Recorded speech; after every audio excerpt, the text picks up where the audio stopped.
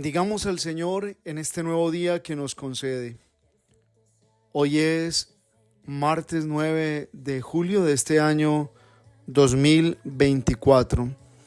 Amanece este nuevo día que el Señor nos proporciona. Él es quien da la oportunidad. Vivamos esta jornada pidiendo al Espíritu Santo nos aumente la fe para creer mucho más en esa obra que el Señor está haciendo y hará en los días futuros. Nuestra fe es condición para agradar a Dios. Así lo dice la misma palabra del Señor. Sin fe es imposible agradar a Dios, dirá la carta a los Hebreos. Lectura del Santo Evangelio según San Mateo. Gloria a ti, Señor. En aquel tiempo llevaron a Jesús un endemoniado mudo. Echó el demonio y el mudo habló. La gente decía admirada: nunca se había visto en Israel cosa igual. En cambio los fariseos decían: este echa a los demonios con el poder del jefe de los demonios. Jesús recorría todas las ciudades y aldeas enseñando en sus sinagogas, anunciando el evangelio del reino y curando todas las enfermedades y todas las dolencias. Al ver a las gentes, se compadecía de ellas, porque estaban extenuadas y abandonadas, como ovejas que no tienen pastor. Entonces dijo a sus discípulos: la mies es abundante, pero los obreros son pocos. Rogad pues al dueño de la mies que mande obreros a su mies. Palabra del Señor. Gloria a ti, Señor Jesús. La palabra de Dios que en este día nos concede nuestra Madre la Iglesia para la celebración de la Eucaristía nos lleva sobre todo de una manera directa a contemplar la obra de Dios en esa misma experiencia de aprender a centrarlo todo en Él y a esperarlo todo del Señor. La primera lectura está tomada del profeta Oseas y allí hay un reclamo fuerte de Dios a través de este profeta. Dios le reclama a su pueblo y le está diciendo que entre más se entreguen a los ídolos, más frustraciones van a venir. Mientras más busquen estar adorando dioses de sus manos, pues la vida se les va a arruinar más. El Señor quiere, de manera también concreta, que nosotros aprendamos a conocerlo a Él. Y lo conocemos a través de la palabra, cuando la acogemos en nuestro corazón y nos dejamos interpelar por ella, sobre todo en esas preguntas existenciales. ¿Dónde está la fuerza de tu felicidad? ¿Quién le da sentido a tu vida? ¿Qué estás buscando en este mundo si no estás planeando la vida en Dios y para Dios? Por eso es preciso reflexionar sobre otra de las expresiones que el profeta pronuncia denunciando al pueblo su vida vacía, su vida sin sentido. El profeta les dice: ustedes siembran vientos y cosechan tempestades.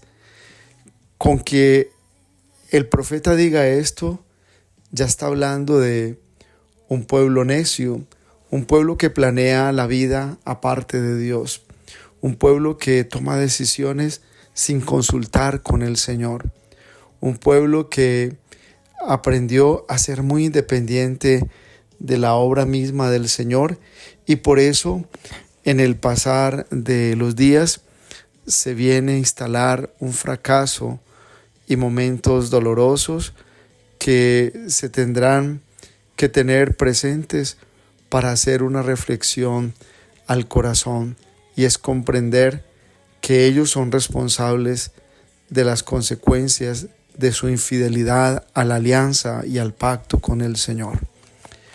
Por eso creo que para nosotros hay una enseñanza muy directa de la primera lectura, y es cuando el profeta empieza a denunciar todo lo que está apartando al pueblo de Dios. Hoy con facilidad se idolatran personas. Incluso hay gente que pelea por temas políticos porque hoy creen que el político de turno es el Mesías, el Dios que va a salvar este mundo. Y simplemente son mortales que pasarán a la historia y no tendrán fuerza en el tiempo, y sobre todo cuando hicieron un gobierno o un mundo independiente de los planes de Dios y de la sabiduría del Señor. Cuando no se le consulta a Dios, lo más seguro viene el fracaso. Cuando se quiere suplantar a Dios con una actitud soberbia y terca de querer ser esa persona que quiere sacar sus ideas caprichosas adelante, pues todo vendrá luego a verse como una situación en la que se podrá decir: vienen las tempestades de sus propios vientos sembrados en un acto de soberbia y terquedad.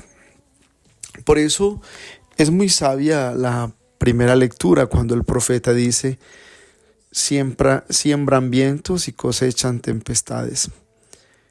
Todos los planes, proyectos, hay que ponerlos en la oración del Espíritu Santo, porque es el Señor quien nos mostrará la obra que Él puede hacer a través de sus planes, o Él mismo nos dejará esa interpelación, sobre todo cuando los planes no están agradándole a Él o no son proyectos según la ley divina o según su santa y única voluntad.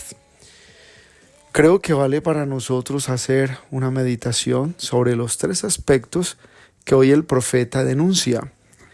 Y lo primero es los ídolos. El idolatrar situaciones, personas, es en cierto modo idolatría del corazón. Cuando eso le quita lugar a Dios, cuando esos ídolos sientes que están por encima de tu propia verdad, pues en cierto modo viene la ofensa al Señor. Lo segundo, el culto vacío. Hay quienes quieren vivir una religión de apariencia, de formalismo. Van socialmente a un bautizo, a un entierro, a momentos muy sociales por la religión. Y por eso ese culto es vacío, ese culto no agrada a Dios, y eso es lo que hoy denuncia el profeta. Por eso nada más especial como cuando la conversión del corazón es un milagro del Espíritu Santo y la persona puede hacer verdaderas transformaciones y dar verdaderos pasos, como adorar al único Dios, todo consultarlo al Señor. Y 3, vivir un culto de una vida en coherencia, un culto a Dios, sobre todo porque la vida está hecha para ese tema de la adoración de Dios.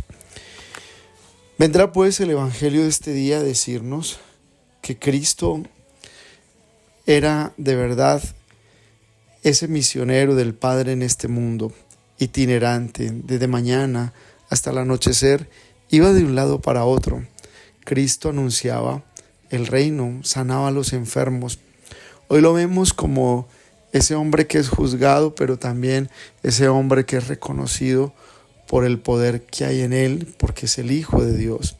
Como ese profeta que es escuchado, y también como ese profeta que también es criticado. Pero Cristo no se detiene ante las necesidades de los hombres. Cristo tiene claro en su corazón que el tiempo le apremia y que Él debe ir a hacer la voluntad del Padre. Por eso la invitación del Evangelio en este día al finalizar es cuando Él nos dice: pidan al dueño de la mies que mande obreros a su mies. Es decir, que vengan más personas convertidas, consagradas a Dios para extender el reino, para que el reino de Dios llegue a muchos lugares, a muchas partes. Porque lo que hoy le pasa al mundo es por una gran necesidad de el conocimiento de Dios. El mundo yace en oscuridad y muchos parecen que vivir en el pecado es su estilo de vida normal. Vivir en sus idolatrías es su manera de desarrollar sus gustos y su personalidad.